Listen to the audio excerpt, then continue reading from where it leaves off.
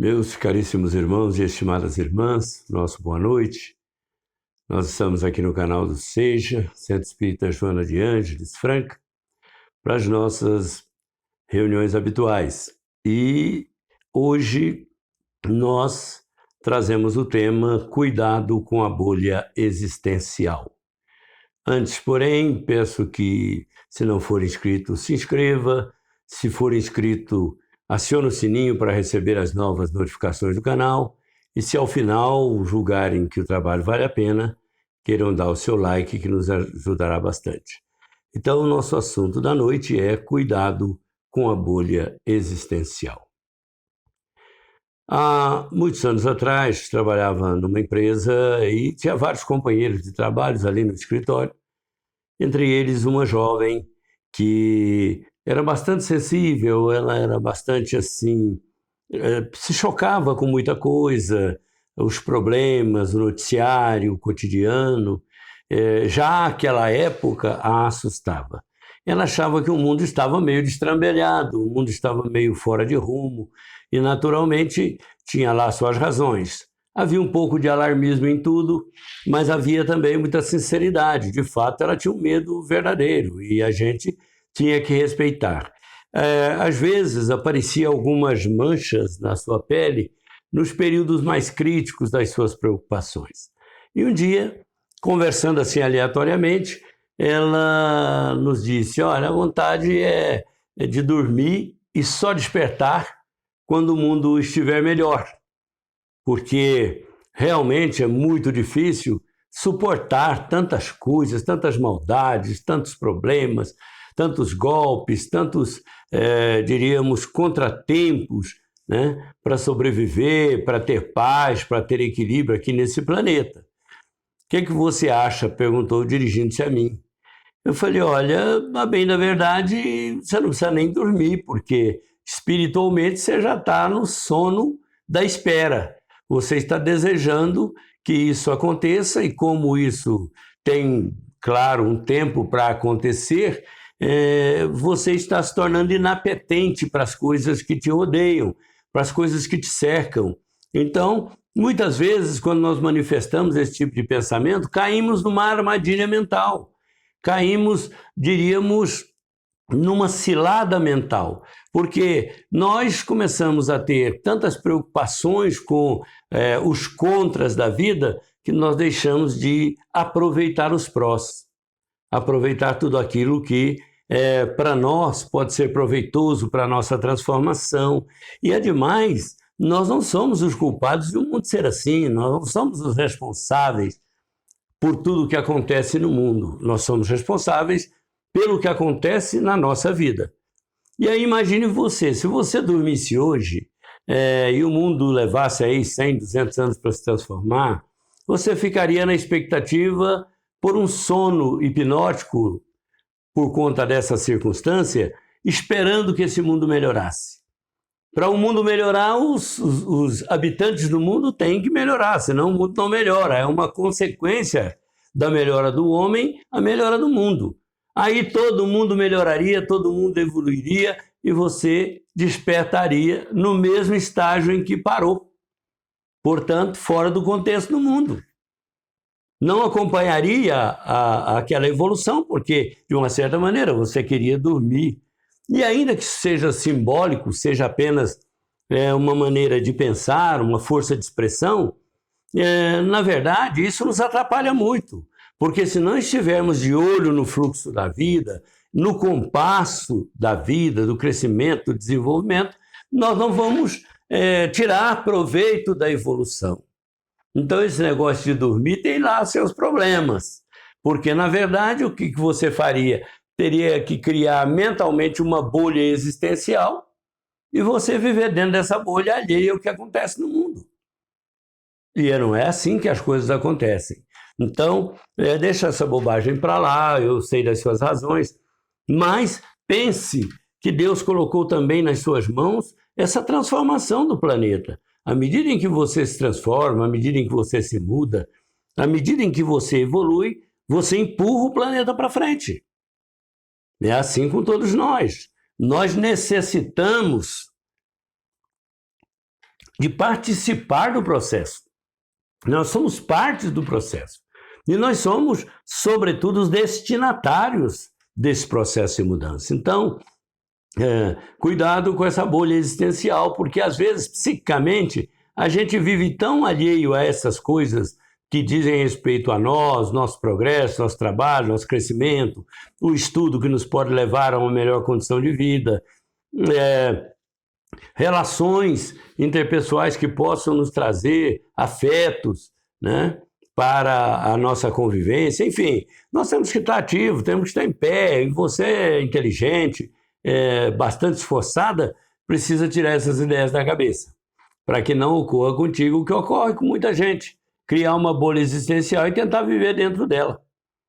Nós vemos isso muito, não com essas pessoas que querem dormir para despertar quando tudo estiver resolvido.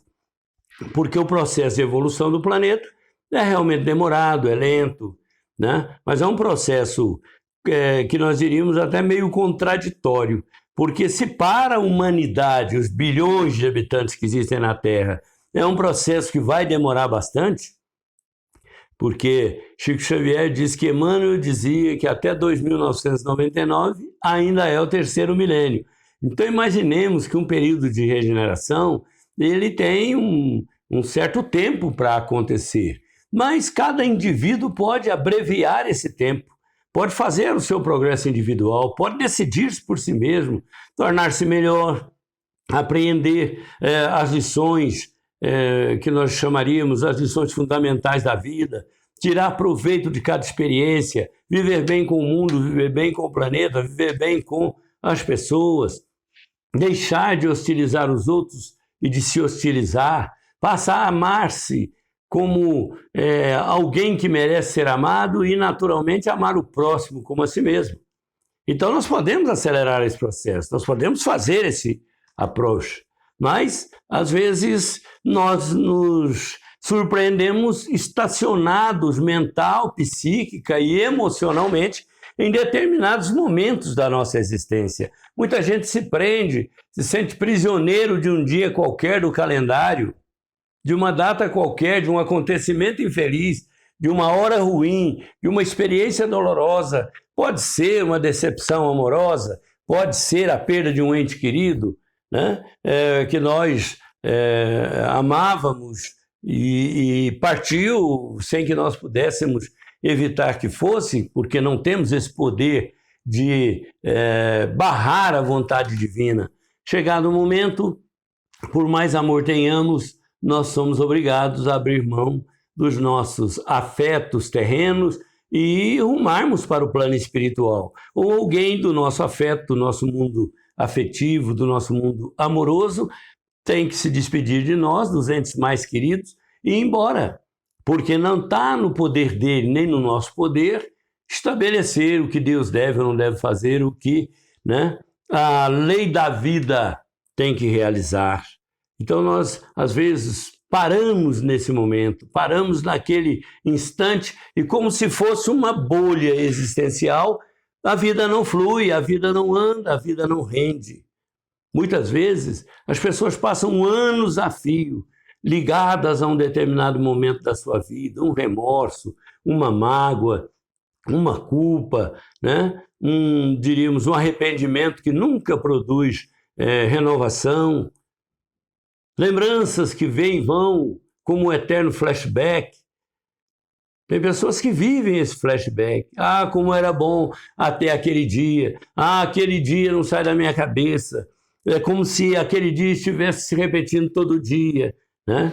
No filme Feitiços do Tempo, Bill Murray, que é o ator principal, era um jornalista que foi cobrir o Dia da Marmota lá num determinado estado, e ele sentiu que logo pela manhã, quando despertou, depois da cobertura do Dia da Marmota, ele estava no mesmo dia, os acontecimentos eram exatamente iguais. Então, Feitiços do Tempo é um filme que quem gosta pode assistir, que narra esse estacionamento num determinado momento da vida. Porque todos os dias para ele era exatamente o mesmo dia. Não havia variação, não havia nada de diferente. E ele ali preso naquele dia do calendário. Quer dizer, o filme tem seu desenrolar, não vou dar spoiler aqui, mas é um filme interessante de se assistir. Porque tem muita gente que, às vezes, com mágoa de alguém, fica nessa mágoa muito tempo, pereniza essa mágoa. Tem outros que chegam à raia do ódio e ficam odiando uma vida inteira. Aquele que pensa num processo de vingança, às vezes fica maquinando, alimentando e retroalimentando esse processo um tempo todo. E é muito comum também a nossa dor da separação dos nossos entes queridos, às vezes paralisar-nos no tempo, ficarmos num luto perpétuo. E aí, nesse momento, nós temos que levar em conta que a vida está processando, independentemente de estarmos ativos ou não, de estarmos na expectativa ou na frustração, de estarmos estacionados num determinado quadro ou problema da vida, aquilo que nos traz amargura, nos traz tristeza, nos traz sofrimento íntimo. É como uma bolha existencial. Aquele momento, aquela circunstância, aquela pessoa, aquele acontecimento estão ali racionando a nossa vida, porque reduz tudo àquela preocupação. Então, é muito comum acharmos pessoas, às vezes, carpindo esse sofrimento que não acaba. Não perdoa, não pede perdão, não confessa o seu erro, não busca o entendimento, não busca a reconciliação, não busca a reparação, e aí a vida vai até o momento em que ela cessa. Então, nós temos que trabalhar dentro de nós essa ideia de que nós precisamos superar esses momentos. Encontrei certa feita numa cidade do interior de São Paulo, depois, numa das nossas palestras, uma senhora que chegou para mim, já uma senhora de uns 70 anos, próximo disso, e ela disse, olha, o que é que eu faço? Eu fiquei viúva há 9 anos, quase 9 anos, e eu não consigo vencer o meu luto, eu fico sentado no meu sofá, vendo o meu marido ali estirado no caixão, na sala da minha casa, como nos dias do velório. E eu não sei o que eu faço, eu fico parada, meus filhos instam comigo para que eu faça alguma coisa, tal, e eu fico ali prostrada, parada, choro. Aí eu falei, olha, na verdade a senhora criou uma bolha existencial imaginária. Aquele momento do velório se perenizou para a senhora. É como se ele nunca fosse acabar, é como se fosse um velório perpétuo. Mas não é. O velório é um tempo de respeito pelo recém-falecido, e nós devemos esse respeito, que hoje, infelizmente, já nem é possível praticar esse respeito. Antigamente se gastavam 24 horas, na América dias a fio, mas aqui no Brasil nem isso hoje se pode fazer, porque há muitas mortes decorrentes do Covid que não permitem esse tipo de velório, de velar as pessoas queridas. Então, aquela senhora, eu disse a ela, a senhora poderia perfeitamente se livrar disso, para retomar a vida, a senhora tem muita vida pela frente, né? Ela falou, o que eu tenho que fazer? Eu falei, furar essa bolha. Mas como é que eu faço? Falei, primeiro, a senhora tem que voltar à realidade de que o seu marido já partiu. E que nessa altura da vida, no plano maior da vida, ele já está desenvolvendo uma nova experiência existencial. Não deixou de te amar e nem deixou de querê-la bem, mas não pode mais corresponder ao seu desejo afetivo, né? Então, a senhora fura essa bolha. Ore ao seu anjo de guarda, pede a ele para que a senhora possa abrir os canais da sua vida, né? Abrir os canais para que novas realidades cheguem. E aí perdi o contato com essa senhora, voltei lá uma outra vez, logo depois, algum tempo depois, coisa de mais de ano. Quando eu voltei, me disseram que ela iria na palestra. Uma das pessoas falou, tem uma senhora que quer falar com você. Eu falei, bom, se ela vier na palestra, tudo bem, né? E aí era essa senhorinha. E ela veio toda alegre, feliz, falou, olha, eu quero agradecer muito. Eu falei, mas agradecer o quê, né? Ela falou, eu furei minha bolha. Eu falei, furou a bolha? É. Mas como? Ela falou, os meus filhos falaram comigo que eu precisava sair um pouco, andar, procurar alguma coisa para fazer, porque tinha muita coisa que eu podia fazer, e eles achavam que eu estava perdendo todo esse tempo, com todo respeito ao pai, achavam que a senhora tinha também o direito de seguir sua vida. Que a vida na Terra tem que ter sequência. E aí eu comecei a ir no forró, tomei a atitude de sair de casa e vou te dizer, estou de casamento marcado. Eu falei, mas como? Ela falou, eu fui para o forró, encontrei um novo príncipe, nós estamos nos acertando, e é gente boa, eu estou muito feliz, ele me ama, ele me cobre de mimo, e não é mais juvenil, não é mais diria um descabeceado, é pessoa madura, já também é viúvo.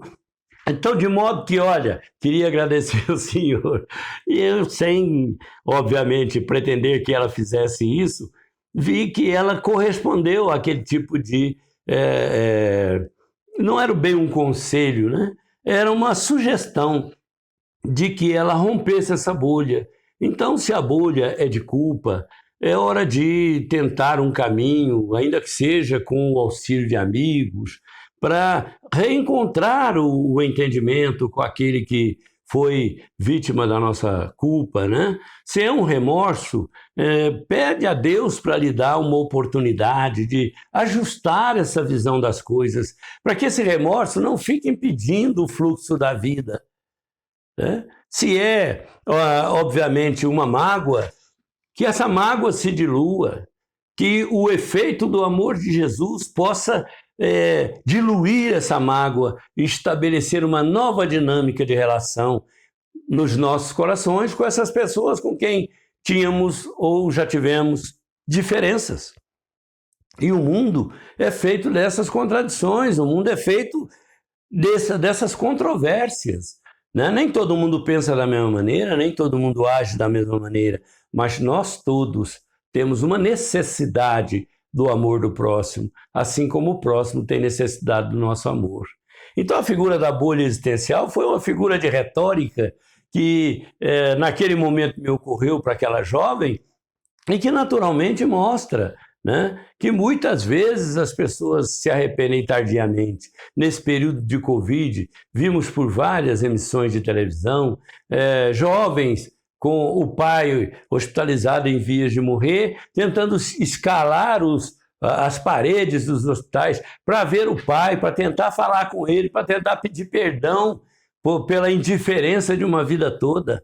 Pais que brigaram com os filhos e depois tiveram que ir lá com o filho à beira da morte para tentar se reconciliar. Jovens cujas mães penaram para criá-las, dar-lhes vida, não somente a vida física, mas a vida abundante da inteligência, da oportunidade, dos primeiros momentos da caminhada na Terra.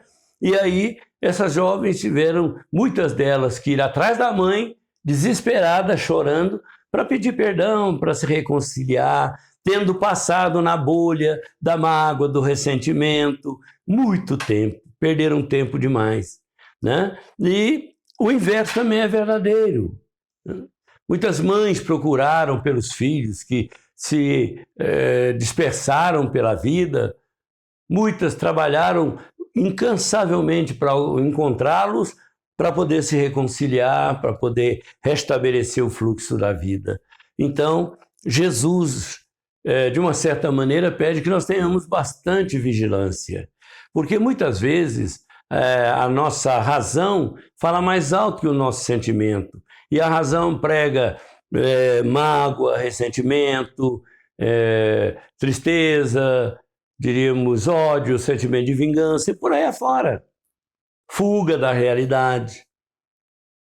Muitas vezes o sentimento pede o contrário, paciência, calma, tenta outra vez, faz de novo, vamos confiar em Deus, mas a razão aí não ouve o sentimento. E há momento que o sentimento é que está desordenado, ele tem ódio, ele tem mágoa, tem ressentimento, ele tem, diríamos, a sanha de persecução. Daí a razão diz, é bobagem fazer isso. Perdoa, compreende, procura mudar para dar motivo para o outro, para outra também mudar. Então, às vezes, a razão tem que conduzir o bom senso para o sentimento.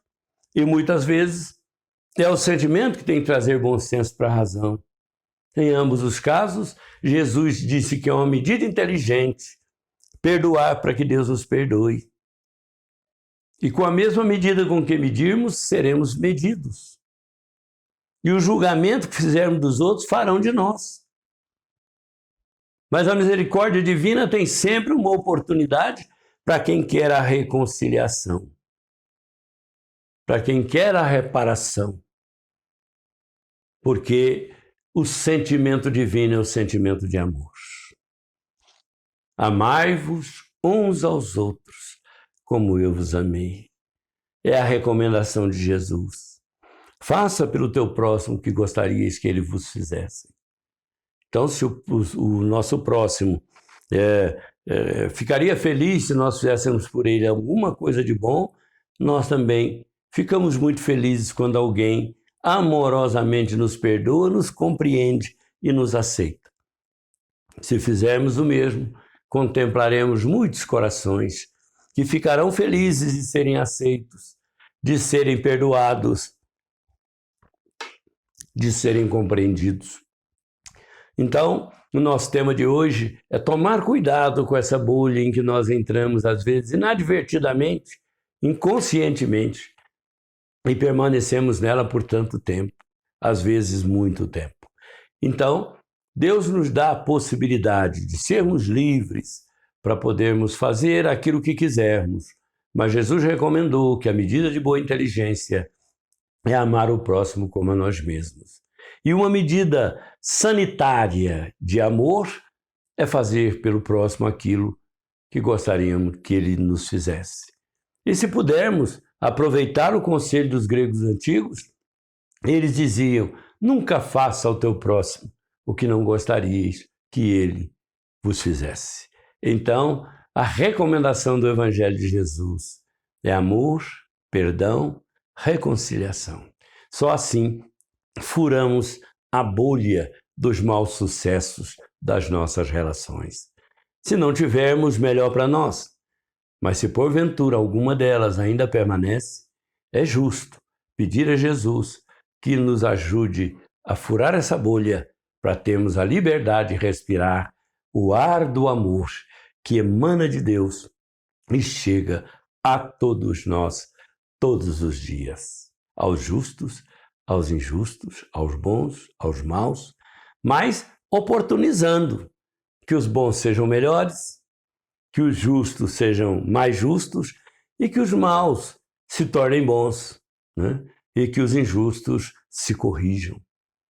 Uma criancinha, certo dia, fazendo uma oração, a mãe espreitou quando ela estava terminando a oração. E aí ela disse assim: Papai do céu, fazei com que os maus se tornem bons, mas permita, Senhor, que os bons pelo menos sejam mais simpáticos. Que Deus nos abençoe e até outro dia, se Deus quiser.